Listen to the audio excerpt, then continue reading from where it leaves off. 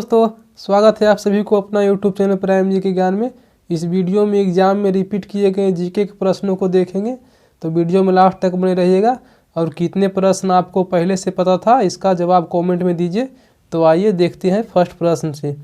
आज का पहला प्रश्न है, रणथंभौर चीता शरण स्थल कहाँ है?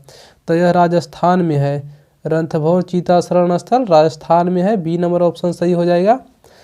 अगला प्रश्न है, भारत में श्वेत क्रांति का जनक किसे माना जाता है? तो डॉक्टर बी कुरियन को माना जाता है। डॉक्टर वर्गीज कुरियन इनका पूरा नाम है। सी नंबर ऑप्शन सही हो जाएगा।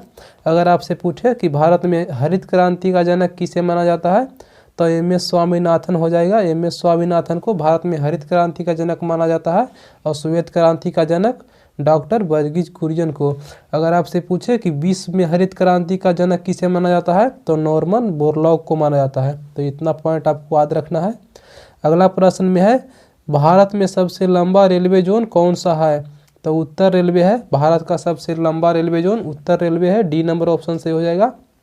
और उत्तर रेलवे का मुख्यालय कहाँ है? तो नई दिल्ली में है।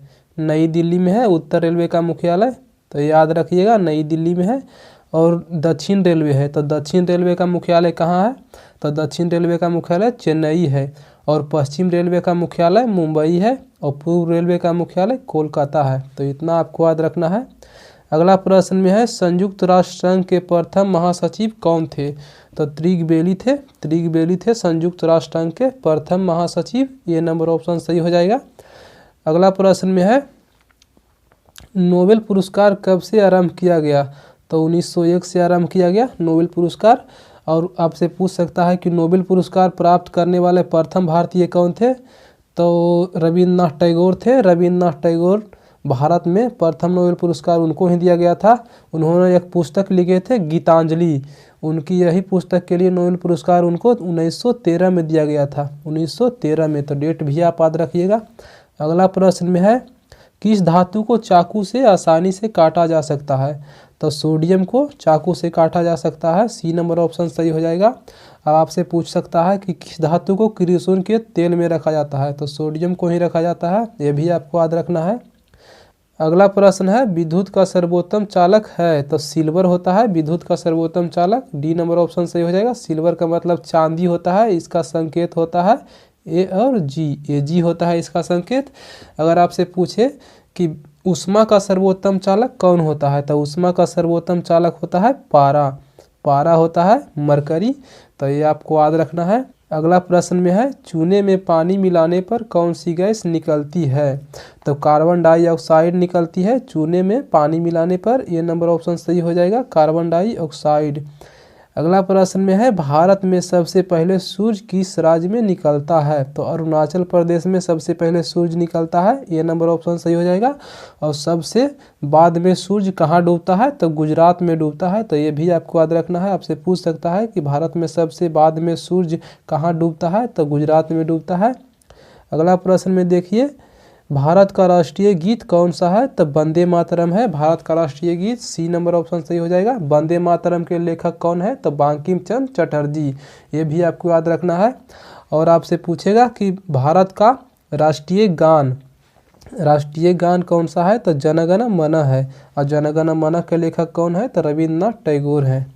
तो इतना आपको याद रखना है। अगला प्रश्न देखिए, आरबीसी का निर्माण कहाँ होता है? तो अस्थि मज्जा में होता है आरबीसी का निर्माण। डी नंबर ऑप्शन सही हो जाएगा। अगला प्रश्न में है, पुलवामा हमला कब हुआ था? तो पुलवामा हमला 14 फरवरी 2019 को हुआ था। तो ये नंबर ऑप्शन सही हो जाएगा, 14 फरवरी 2019 को। अगला प्रश्न में है, सार्क कब स्थापित किया गया? तो 1985 में स्थापित किया गया। सार्क का स्थापना कब हुआ? तो 1985 में हुआ। ये नंबर ऑप्शन सही हो जाएगा। और सार्क का मुख्यालय कहाँ है? तो काठमांडू में है। ये भी आपको याद रखना है। सार्क का मुख्यालय काठमांडू है। अगला प्रश्न में है, मोदी जी ने नोटबंदी की घोषणा कब की थी? तो 8 नवंबर 2016 को किए थे। 8 नवंबर 2016 को। डी नंबर ऑप्शन सही हो जाएगा। भारत में नोटबंदी 8 नवंबर 2016 को हुआ था। अगला प्रश्न में है, थल सेना दिवस कब मनाया जाता है? तो 15 जनवरी को थल सेना दिवस मनाया जाता है। ये नंबर ऑप्शन सही हो जाएगा। और देखिए, नौसेना दिवस 4 दिसंबर को मनाया जाता है। नौसेना दिवस नौसेना दिवस मनाया जाता है 4 दिसंबर को, तो ये भी आपको याद रखना है। आगे है 8 अक्टूबर है, तो 8 अक्टूबर को वायुसेना दिवस मनाया जाता है। वायुसेना दिवस 8 अक्टूबर को मनाया जाता है, तो ये भी आपको याद रखना है। 10 दिसंबर को मानवाधिकार दिवस मनाया जाता है, तो इतना आपको याद रखना है। अगला प्रश्न में है, दुनिया का सबसे बड़ा क्रिकेट मैदान का नाम बदलकर क्या रखा गया है? तो नरेंद्र मोदी स्टेडियम रखा गया है, नरेंद्र मोदी स्टेडियम या मोटेरा, यह अहमदाबाद गुजरात में है, तो सी नंबर ऑप्शन सही हो जाएगा। अगला प्रश्न में है, आरबीआई के प्रतीक चिन्ह में कौन सा पेड़ है? तो ताड़ का पेड़ है, ए नंबर ऑप्शन सही हो जाएगा, ताड़ का पेड़। अगला प्रश्न है, हमारा सौर मंडल में सबसे छोटा ग्रह कौन सा है? तब बुध होता है, मरकरी, डी नंबर ऑप्शन सही हो जाएगा। आपसे पूछ सकता है कि सूर्य के सबसे निकटतम ग्रह कौन सा है? तब बुध है। अब बुध का घूर्णन काल कितना होता है? तो 88 दिन होता है, ये भी आपको याद रखना है। बुध का घूर्णन काल 88 दिन होता है। अगला प्रश्न में है, भारत में शिक्षक दिवस कब मनाया जाता है? तब 5 सितंबर को मनाया जाता है, बी नंबर ऑप्शन सही हो जाएगा। और शिक्षक दिवस जो है सर्वपल्ली राधाकृष्णन के जन्मदिन पर मनाया जाता है, तो ये भी आपको याद रखना है कि शिक्षक दिवस किनके जन्मदिन पर मनाया जाता है? तो सर्वपल्ली राधाकृष्णन के जन्मदिन पर मनाया जाता है। अब बाल दिवस कब मनाया जाता है? तो 14 नवंबर को मनाया जाता है, बाल दिवस 14 नवंबर को। और बाल दिवस जो है पंडित जवाहरलाल नेहरू के जन्मदिन पर मनाया जाता है, तो ये भी आपको याद रखना है। और 1 दिसंबर को एड्स दिवस मनाया जाता है। अगला प्रश्न है, निम्न में से कौन सा रंग शांति का प्रतीक माना जाता है? तो सफ़ेद हो जाएगा, ए नंबर ऑप्शन सही हो जाएगा, सफ़ेद। अगला प्रश्न में देखते हैं, कारगिल युद्ध कब हुआ था? अगला प्रश्न में है, कारगिल युद्ध कब हुआ था? तो यह 1999 में हुआ था, सी नंबर ऑप्शन सही हो जाएगा, 1999। और पूछता है एग्जाम में कि कारगिल विजय दिवस कब मनाया जाता है? तो 26 जुलाई को मनाया जाता है, 26 जुलाई को। तो ये आपको याद रखना है, कारगिल विजय दिवस कब मनाया जाता है? तो 26 जुलाई को। अगला प्रश्न में है, भारत में सबसे बड़ा मत्स्य उत्पादक राज्य कौन सा है? तो पश्चिम बंगाल है, बी नंबर ऑप्शन सही हो जाएगा, पश्चिम बंगाल। अगला प्रश्न में है, एशिया का सबसे बड़ा नगर कौन सा है? तो टोक्यो है, टोक्यो हो जाएगा, एशिया का सबसे बड़ा नगर टोक्यो, सी नंबर ऑप्शन सही हो जाएगा। टोक्यो कहाँ है? तो जापान में है, तो ये भी आपको याद रखना है, टोक्यो जापान में है। अगला प्रश्न है, प्रकाश का वेग अधिकतम होता है? तो निर्वात में होता है, ए नंबर ऑप्शन सही हो जाएगा। और निर्वात में कितना होता है? तो 3 × 10⁸ मीटर प्रति सेकेंड होता है, तो इतना आपको याद रखना है, 3 × 10⁸ मीटर प्रति सेकेंड होता है। अगला प्रश्न है, कंप्यूटर का मस्तिष्क होता है? तो सीपीयू होता है, कंप्यूटर का मस्तिष्क, सी नंबर ऑप्शन सही हो जाएगा। अगला प्रश्न में है, वित्त आयोग के अध्यक्ष की नियुक्ति कौन करता है? तो भारत के राष्ट्रपति करते हैं, वर्तमान में कौन है? तो द्रौपदी मुर्मू। अगर आपसे पूछे कि प्रथम महिला आदिवासी राष्ट्रपति कौन है? तो द्रौपदी मुर्मू ही हैं। और भारत के दूसरी महिला राष्ट्रपति द्रौपदी मुर्मू है। अगला प्रश्न में है, आधुनिक भारत का प्रथम राष्ट्रीय कवि किसे माना जाता है?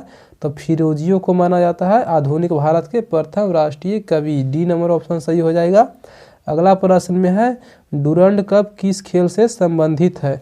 तो डुरंड कप जो है फुटबॉल से संबंधित है, फुटबॉल से संबंधित है डुरंड कप, ये नंबर ऑप्शन सही हो जाएगा। अगला प्रश्न में है, पानीपत का तीसरा युद्ध कब हुआ था? तो 1761 ईस्वी में हुआ था पानीपत का तीसरा युद्ध, सी नंबर ऑप्शन सही हो जाएगा। पहला युद्ध हुआ था 1526 में, दूसरा युद्ध हुआ था 1556 में और तीसरा 1761 में, तो इतना आपको याद रखना है। अगला प्रश्न में है, मेंडलीफ के आवर्त सारणी में आवर्तों की संख्या कितनी होती है? तो आवर्तों की संख्या होती है 7, आवर्तों की संख्या होती है 7, अब वर्गों की संख्या होती है 9, तो इतना आपको याद रखना है। तो दोस्तों आज के वीडियो में बस इतना ही था। वीडियो आपको कैसा लगा और कितने प्रश्न आप पहले से जानते थे, इसका कमेंट करके जवाब दीजिए। और वीडियो अच्छा लगे तो वीडियो को लाइक कर दीजिएगा, और चैनल को अभी तक सब्सक्राइब नहीं किए हैं तो चैनल को सब्सक्राइब कर लीजिएगा। धन्यवाद, मिलते हैं अगले वीडियो में, तब तक के लिए जय हिंद।